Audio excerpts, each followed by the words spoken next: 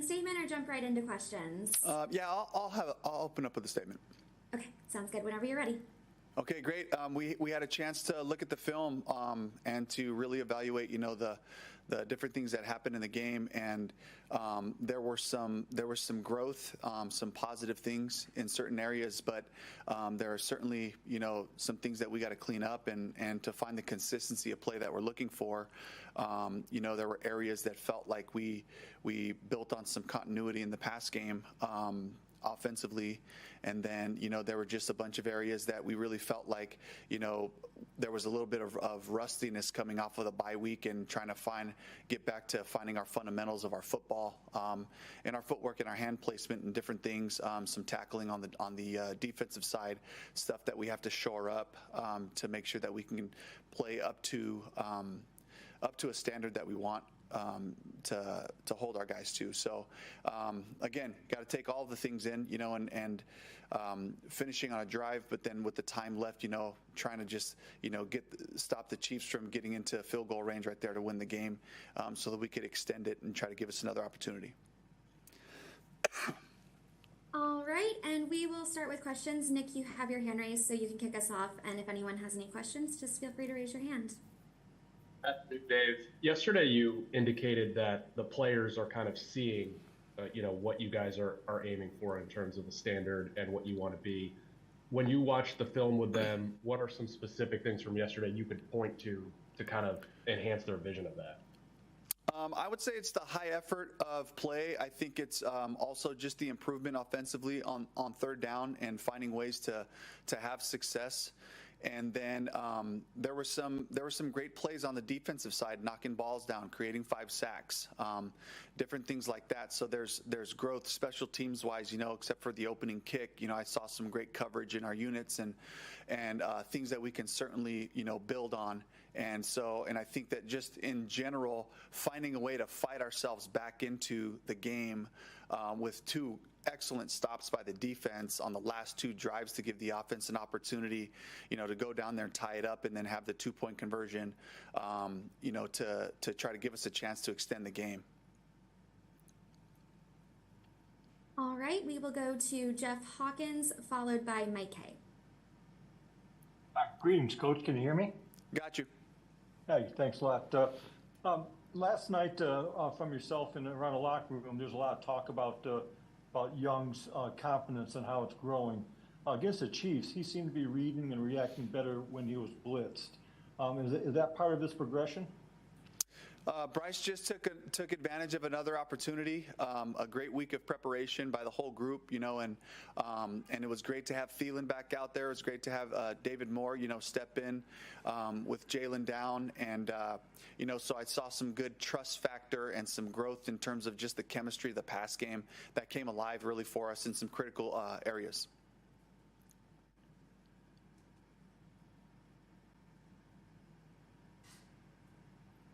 Waiting just in case there was a follow-up. Dave, what's the latest on Jatavian and how are his spirits kind of 24 hours after all this?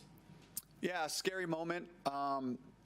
We're right now, what it appears is that we avoided a really, pretty bad injury, based on the nature of the play. But it is a neck injury. He's here. He's in the building. He's getting worked on. We're still evaluating all of that. We're going to have to take that all the way to Wednesday to see what his availability might be for this week. But again, that's something that we have to still, be really diligent about, in terms of collecting all the information and data that we have with the nature of the injury.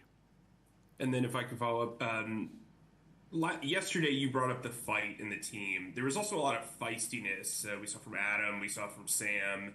How do you measure that? Or I guess how do you pick and choose when to coach up that feistiness? Just because obviously penalties and distractions and stuff like that. How do you manage that?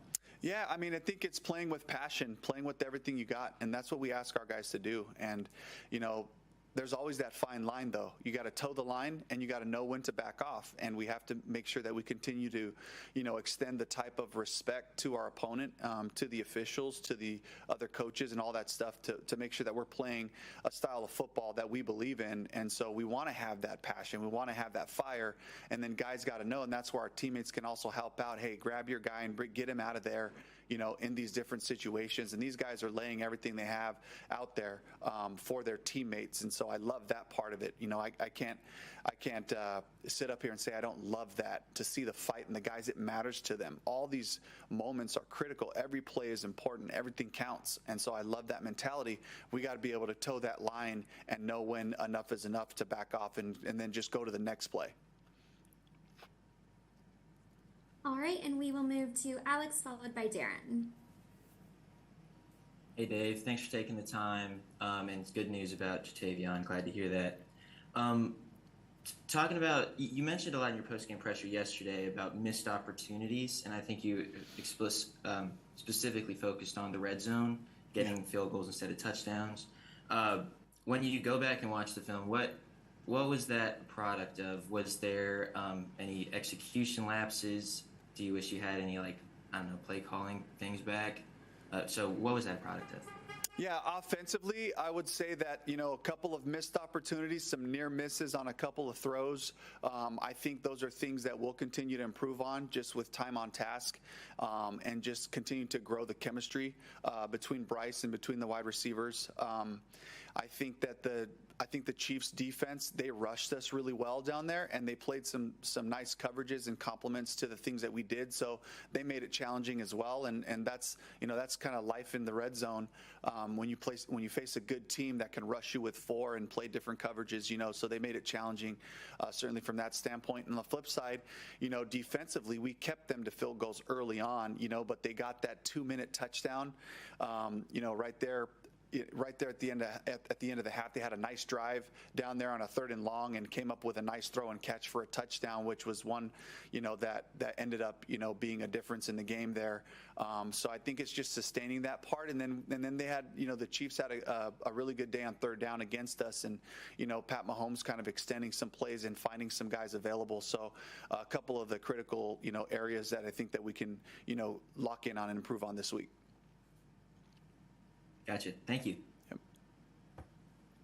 Dave, when you're talking to the guys, how do you sort of balance from a philosophical standpoint the things that went well, the team they went well against versus it was a loss? Yeah, I try not to make it about the opponent. It's got to be about us. It's got to be about our fundamentals and our execution, the things we're counting on, the consistency of play. And we have to be able to go through it, and tell the truth about the things that we did well and the things that we didn't, and just go right back to the basics, which has been the message the whole season. And I know that always works. That's always a place that we should go, is let's go inwards with our focus in terms of what we can improve upon, and the things that we can build on, that we had success with. Is it tricky, though, to balance that against the human nature of, that's Patrick Mahomes on the other side, Andy Reid, a team that's had so much success? Hopefully it becomes kind of the normal message from me to the team, that, we're going to look at the things that we can control first and foremost, and we can't control what opponent shows up here or that we go to play. Those are the teams that we're focused on playing from a schematic standpoint. But it really does just come back to our execution, and making sure that we're making those plays and trusting each other in those critical moments. All right, we will go to Sheena, followed by David and Joe.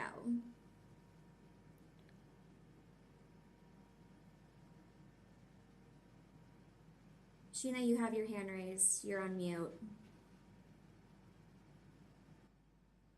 All right, we'll move to David, followed by Joe. Hey, Coach, hope you had a good night last night after the game. I wanted to ask you, we didn't realize when we talked to you yesterday that Bryce had a speech to the team in the locker room. What can you tell us about that, and what did that message say to you? I'm just proud of Bryce, the way he's handled, all of this, and the way that he's progressed on a weekly basis. And, each week there has been improvement in the things that he's doing. And so, as the quarterback, to have a moment in the locker room where you can share your heart, you can share where you're at with all of it. I think it's important that the guys continue to connect that way.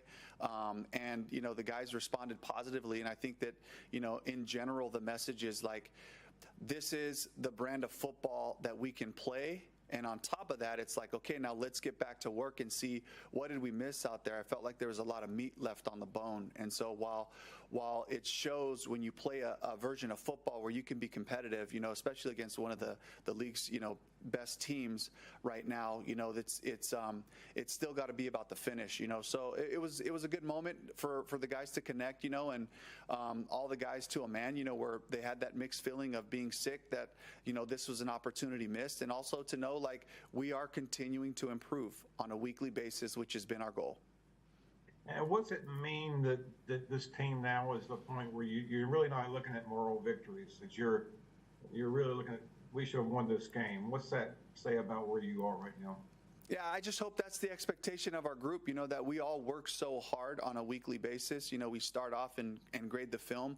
We move on to the next opponent with intentionality and just how important all the walkthroughs, the meetings, the practices, all those things that go into this product is to win. That's the ultimate goal, is to find a way to finish and win these games. And so I can feel that expectation is starting to grow here with our group, that we're expecting for these things to lead to the final result that we want, which is the win, and to have that kind of energy and mentality going into the week's preparation. It makes everything matter. Appreciate it. Yep. Can I ask my question now? I'm on my phone. I normally don't do Zoom on my phone. I just figured out how to unmute it. Is that okay, Michaela? Yeah, of course. Go ahead. Hi, Dave. It's Sheena. Quick question for you. The Chiefs didn't punt until almost the last 7 minutes of the game. I know that there were a lot of short yard completions into the secondary. Are there any plans to kind of integrate Caleb Farley more into that rotation?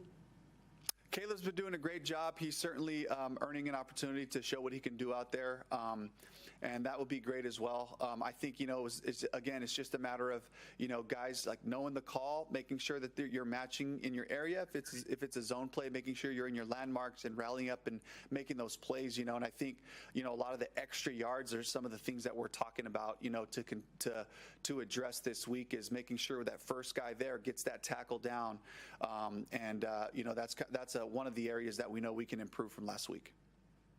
Thank you. Mm-hmm. All right, we'll go with Joe, followed by Deshaun. Hey, Dave, you guys seem like when you're down at the goal line, you've had a lot of success running behind Rob Hunt. I know, as you self-scout, you don't want to have trends and tendencies that the defensive guys are picking up on, but how tempting is it when you need a tough yard to just, run behind 50?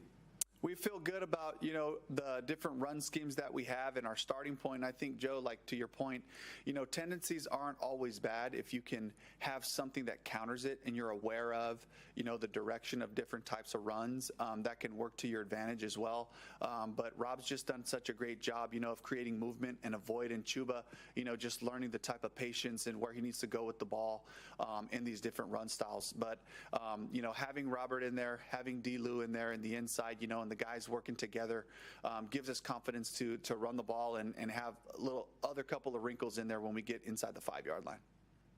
Also, didn't know how much tape you dived into yet, but is it weird looking at the Tampa Bay offense and these guys that you coached, running Liam's scheme now? Yeah, it's a lot of the crossover film, right? Because we're in the same division. So just, seeing what a good job Liam's been doing with that group, Baker and the guys, finding ways to have success.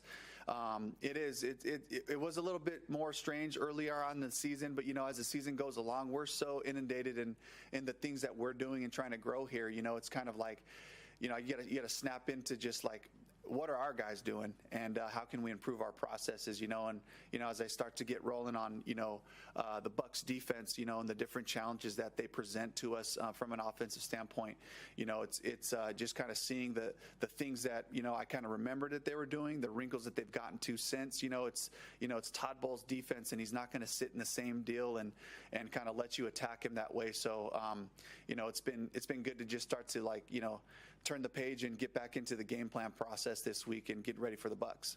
Yeah, and just real quick, what's the schedule this week? I guess guys had today off.